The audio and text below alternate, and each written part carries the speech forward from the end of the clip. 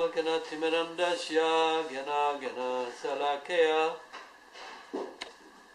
Shakshurunmilitam Yana Tasmai Shri Gurave Namaha. Nama Om Vishnu Paraya Krishna Prishna Bhutale Srimate Bhaktivedanta Swami Namane. Namaste Saraswati Deve Gauravani Pracharine Nirvisesa Sunyavari Paskyatari Satarine. Shri Chaitanya Manobhistam Stapitam Yana Bhutale Svayam Rupa Kadamayam Dadati Swaparantikam. Vandaham Sri Guru Sri Yuta Padakamalam Sri Guru Vaishnavam Sham Sri Rupam Sagratam Sahagana Raganatam Vitam Tam Sahivam Sarvaitam Savarutam Parijana Saitam Krishna Chaitanya Devam Sri Radha Krishna Param Sahagana Lalita Sri Vishakam Vitam Sham. Hey Krishna Karuna Sindhu Dinabandhu Jagatpate Gopisha Gopika Kanta Radha Kanta Namostute Tapta Kanshana Gaurangi Radhe Vrindavaneshwari Vrishabhanu Sute Devi Pranamami Haripre Vanchakalpatarubhya Kripasindhubhya Patitanam Pavanebhyo Vaishnavebhyo Namo Namaha. Sri Krishna Chaitanya Prabhu Nityananda Sri Advaita Gadadhar Shiva Sadi Gaur Bhakta Vrinda.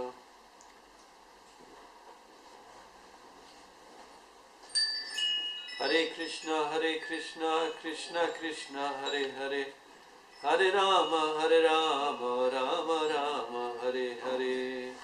Hare Krishna Krishna Krishna Hare Hare Hare Rama Rama Rama Hare Hare. Volume 5, Let There Be a Temple, Chapter 1. Now we are in Calcutta, March 1971.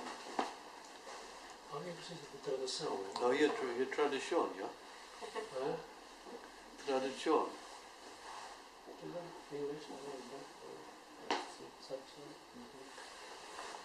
No need translation.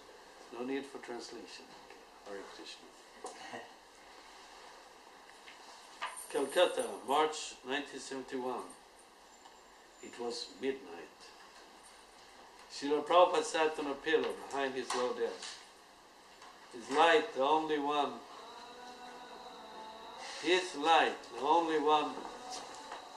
on in the building.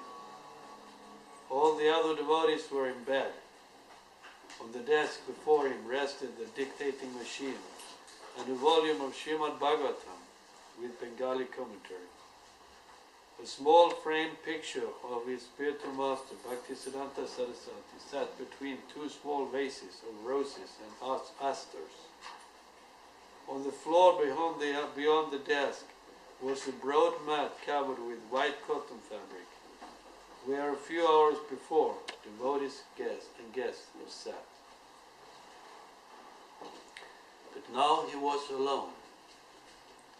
All the usually retired at 10, rising 3 or 4 hours later to translate. Tonight he had not rested, and his Bhagavatam lay closed, his dictating machine covered. He had sent 2 disciples, Tamal Krishna and Bali Madan, to purchase land in Mayapur. 6 days had passed, however, and still they had neither returned nor sent word. He had told them not to return until they had completed the transaction. But 6 days was more than enough time. He was anxious, thinking constantly of his 2 disciples. The breeze carried a breeze arrived carrying the fragrance of neem trees through the open window. The night was becoming cool, and Prabhupada wore a light chadar around his shoulders. Absorbed in thought, leaning against a white bolster pillow, he had paid little attention to the familiar sights in his room. A clay jug with drinking water sat beside him, and a potted tulasi plant sat upon a small wooden pedestal. The electricity off most of the day and night was now on, and moths and other insects hovered around the bare bulb overhead. A lizard patrolled the ceiling, occasionally darting forward near the light to capture an insect. Why were Tamal Krishna and Lilamrita taking so long? It had been more than just a wait of 6 days. He had been trying to obtain land in Mayapur for years, and this time the prospect had been excellent. He had clearly instructed Tamal Krishna and Lilamrita, and by now they should have returned. The delay could mean a complication or even danger.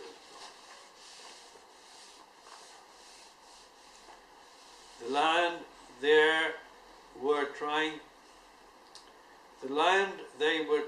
for was 9 biga plot on Bhakti Siddhanta Road, less than a mile from the birthplace of Lord Chaitanya Mahaprabhu. The Sikh brothers, Muslim farmers who owned the plot, had been asking a high price. Only recently had a Calcutta lawyer family with Navadvip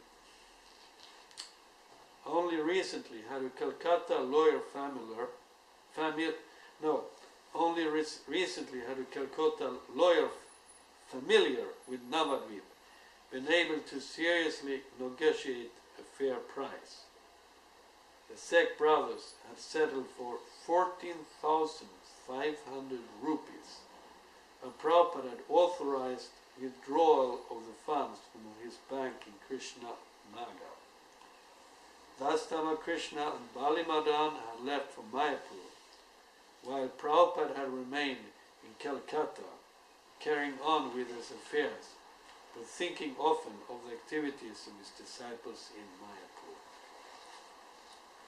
While Prabhupada had remained in Calcutta, carrying on with his affairs, but thinking often of the activities of his disciples in Mayapur, the mission was very important to him, and he kept them in his mind, personally blessing them with his concern.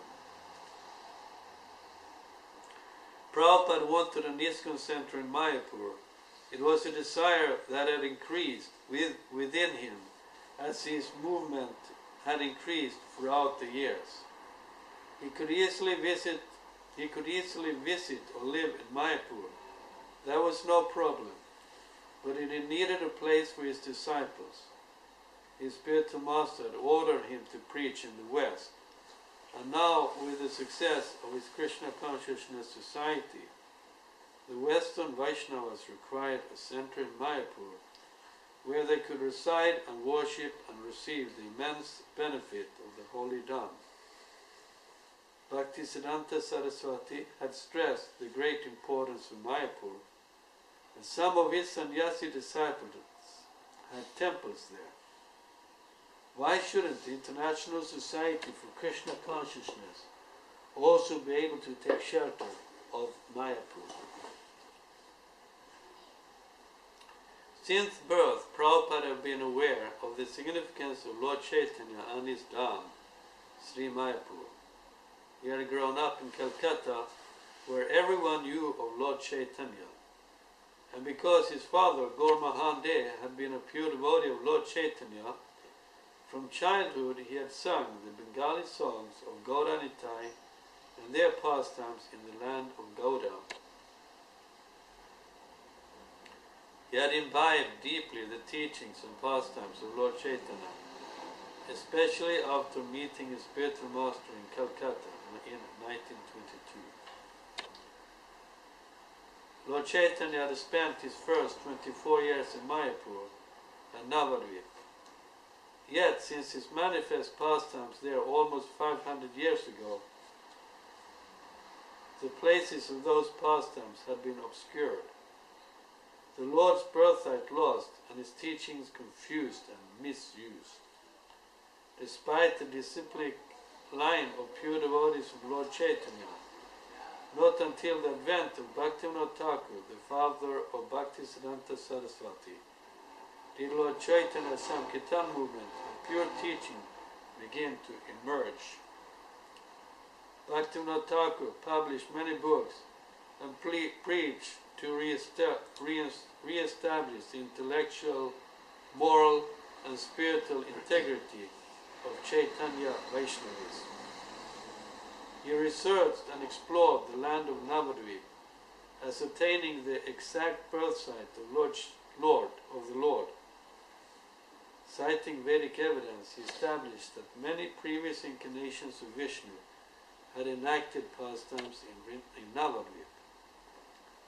Not only did Bhaktivinoda Thakur document Navadvip's past glory, but he also foresaw its glorious future when a religion based on the teachings of Lord Chaitanya would emerge and spread throughout the world, and when European and American Vaishnavas would throng to Navadvip to join their Bengali brothers in chanting Jai Sachinandana.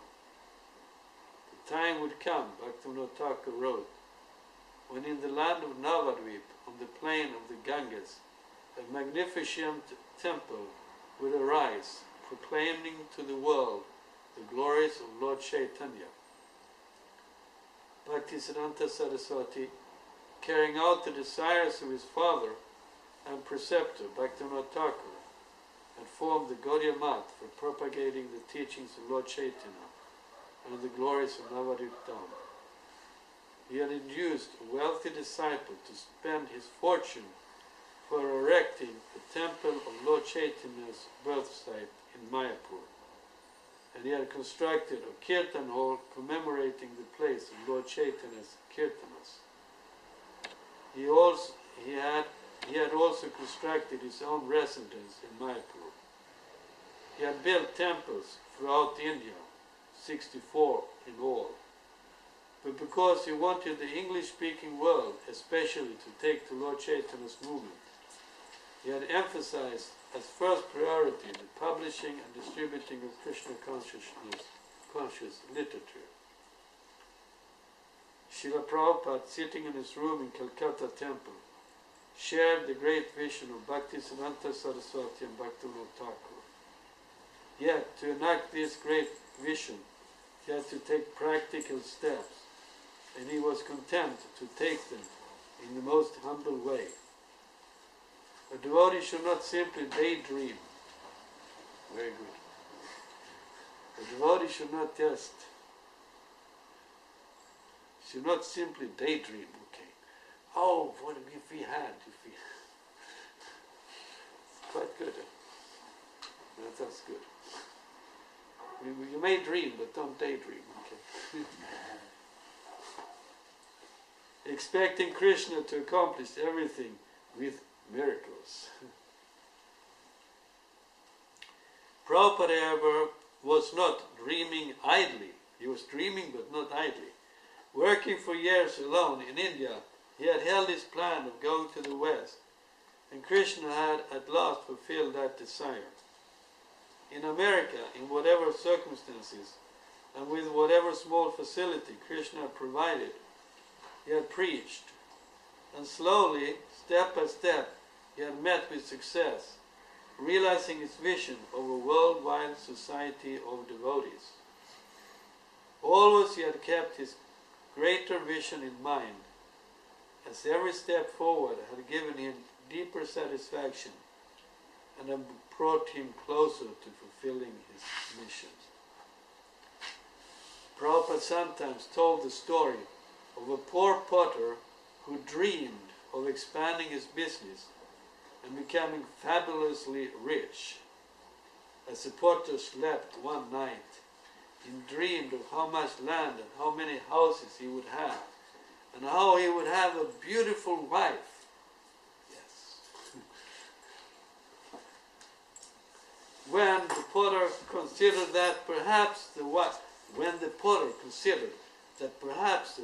would quarrel with him, he became angry and said, if my wife fights with me, I will kick her.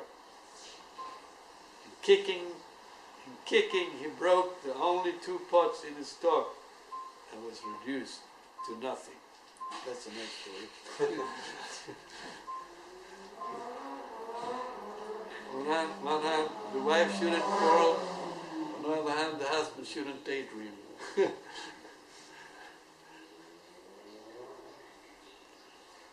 Whether chanting or writing or reading or preaching, Prabhupada had been absorbed in his plan for spreading Krishna consciousness and fulfilling the dream of the past acharyas.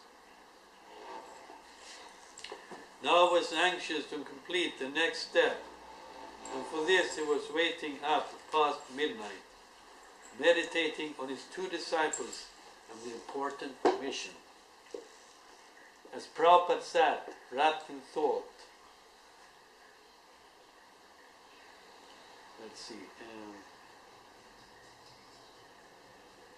the only sounds were the usual sounds of the night.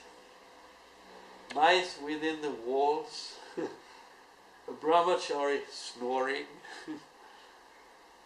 snoring on the veranda, and in the distance the night watchman making his rounds, his stick striking the street.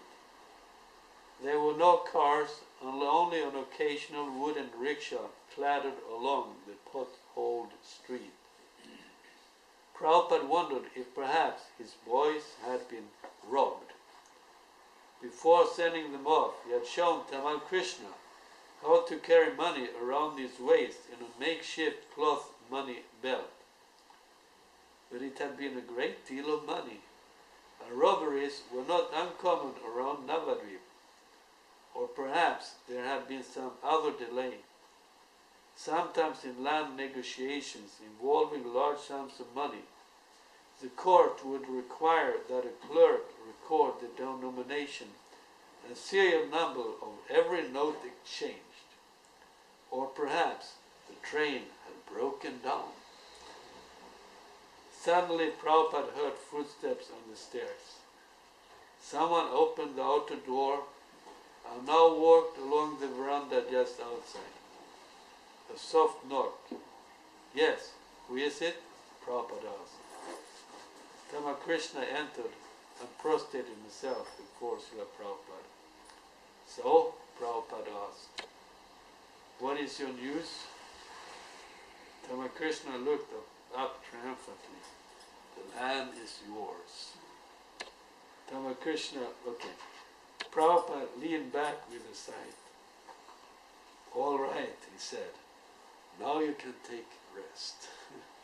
Srila Prabhupada ki. Jai.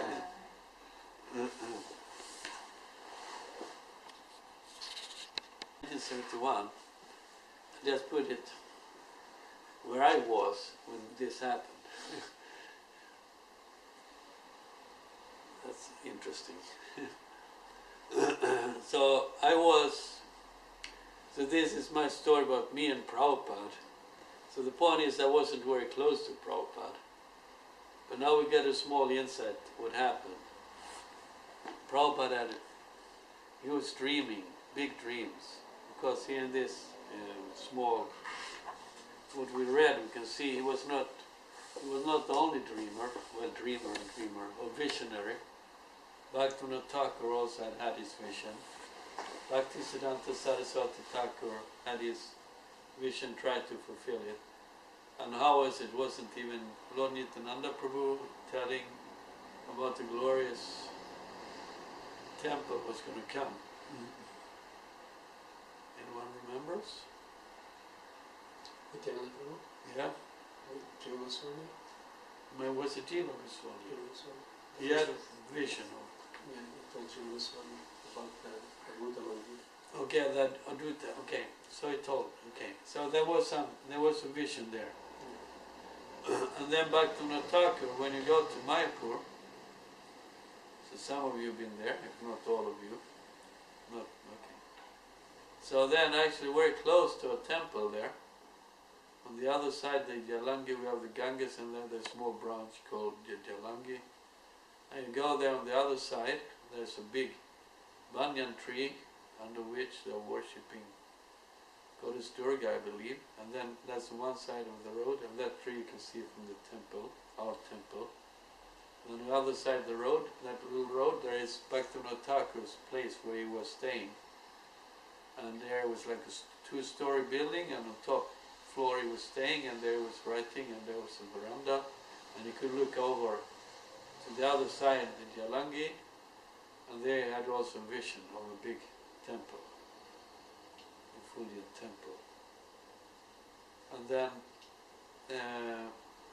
so Bhaktisiddhanta did his part, trying, no, he did, establish. When Bhaktivinoda Thakur established the Yoga Pit, Mandir, and then Bhaktisiddhanta a little bit further up the road there is his very worship of Gandhavika Giridhari. And they had a printing press, and still the press is still, there was there some years ago, I don't know, anything happened to it. And then, so that was, and then now here's the story how Prabhupada, he is in Calcutta, and there is this land, this Muslim brothers owns, and is a matter of getting it to fair price. Prabhupada always, he wasn't, wasn't gonna be, he was not gonna swallow any offer, that, okay, we buy it. No, he has to negotiate to make it fair, the proper deal. So now he has sent them, and he has sent Tamal Krishna Goswami and Balu Mardam. And as I remember hearing or reading, Tamal Krishna Goswami describes that yes, it took a long time, because one thing indicated here was that maybe the court, maybe they had to write down every number of each note. And I believe that actually happened. Something like that. They go to the bank, and then you have a whole bunch of notes, then it's 14,000 rupees. I don't know what size, 100 rupees notes, or if it was 10 rupee notes, or what it was. It's the serial number of each note. Okay, something like that. So it took a long time. And then it's dramatically described how Prabhupada is sitting there in his room in Calcutta and wondering what's going on. Kind of worrying, worrying, maybe worrying is not the right word, but being concerned. What happened? Why are not they ready yet? What could have happened? Because they're fully aware that anything could happen. In India, still today, anything can happen. So, and also describing the sitting there in the darkness, the mice in the walls, and the brahmachari snoring on the veranda. This is, I suppose this is Albert Road in Calcutta. That Albert Road where we still are. And there was a veranda outside his room.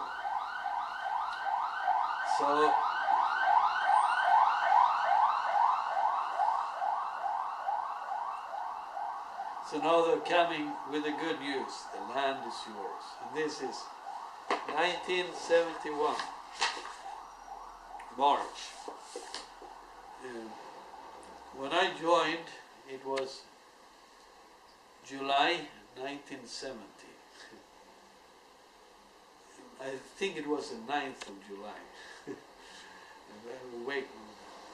not sure, but something like that. And there was a temple, the Prabhupada vision of temples all over the world. Of course, that was the vision of Bhaktivinoda Thakur described here, how they wanted the preaching of Krishna consciousness, Let's go all over the world. Bhaktivinoda Thakur had his vision. He published also in English and sent his small, there was one small booklet he sent around to universities around the world. And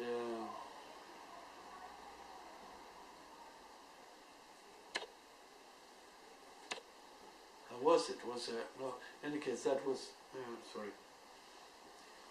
Yes, Bhaktivinoda Thakur. Then Bhaktisiddhanta Saraswati Thakur was doing his preaching in India, but also trying to reach us the Western, the English-speaking world, sending out his missionaries, his disciples to Europe and other parts. So the okay, now what's the point? Sorry. Preaching. Okay, so I joined. So then Prabhupada carries on in that, and managed then to take the movement to the West in a vibrant way, so to say. First starting off trying to preach to the middle class, giving up any hope. The middle class is hopeless. And you say, then he ends up in the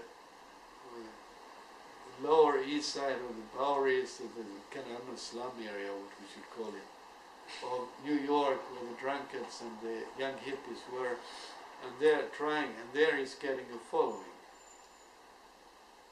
And then it starts to spread. And this is then 65 and then 66. When he established ISKCON legally, so to say. But actually the ISKCON started earlier. When Srila Prabhupada entered USA in a way. But then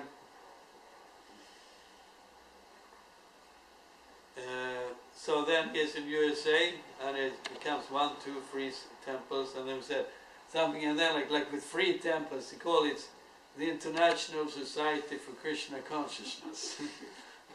Or even when it's ISKCON, International Society for Krishna Consciousness. I mean, then did it have 3 temples, or just 1 temple in New York? Well, the international. But there was one point they used the International Society for Krishna Consciousness. We sent us in New York, California, and Boston, and around the world, or something like that. But he knew how to, now it's going to be like that. Thinking as if and speaking as if. And it became, let's say. I mean, we can also, okay, I'm going to speak big words, but when we speak big words, the point is we just have a big head. What's it? Daydreaming. Idly daydreaming, but Prabhupada was not idly daydreaming. He was having big thoughts, speaking in one sense big words, but also taking appropriate action to fulfill the big words. So then 1967, I don't know, let's say 67,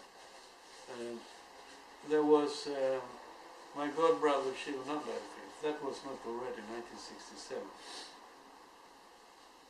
who offered to go to Europe to spread Krishna consciousness. At least it was 68 there, but I think it was already 67. Well, he just had got some inheritance or something from his mother and was a dropout from the college, and he said, no, Prabhupada, I go to Europe. So actually he went alone to Europe.